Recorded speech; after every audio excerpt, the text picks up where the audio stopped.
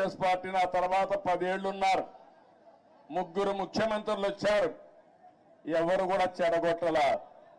తర్వాత టీఆర్ఎస్ వచ్చింది, 10 ఏళ్లు ఉన్నారు, వాళ్ళు కూడా చెడగొట్టల. ఇప్పుడు మళ్ళా కాంగ్రెస్ వచ్చింది, రేవంత్ రెడ్డి గారు ముఖ్యమంత్రి అయ్యారు, మళ్ళా అభివృద్ధిని ముందుకు తీసుకుపోతున్నారు.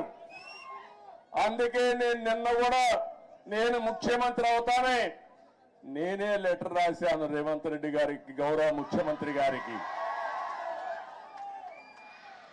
2 రాష్ట్రాల మధ్య కొన్ని సమస్యలు ఉన్నాయి, ఈ సమస్యల్ని పరిష్కారం చేద్దాం, నేను వచ్చి మిమ్మల్ని కలుస్తానని నేనే చొరవ తీసుకున్నాను.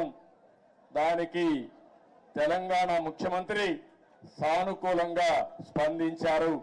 అందుకు ఈ సభ ద్వారా కూడా మనస్ఫూర్తిగా ధన్యవాదాలు తెలియజేస్తున్నాను. తెలుగు జాతి ఒకటి, అన్నదమ్ములు విడిపోతాం, విడిపోతే చిన్న చిన్న సమస్యలు వస్తాయి, భావోద్వేగాలు ఉంటాయి, కానీ అది శాశ్వతంగా ఉండకూడదు. ఎప్పుడైనా అన్నదమ్ములు విడిపోయినా బయట వాళ్ళు మన మీదకి వస్తే మన ఇద్దరం ఒకటేనని చెప్పి నిరూపిస్తామనా కాదా అని మిమ్మల్ని అడుగుతున్నా.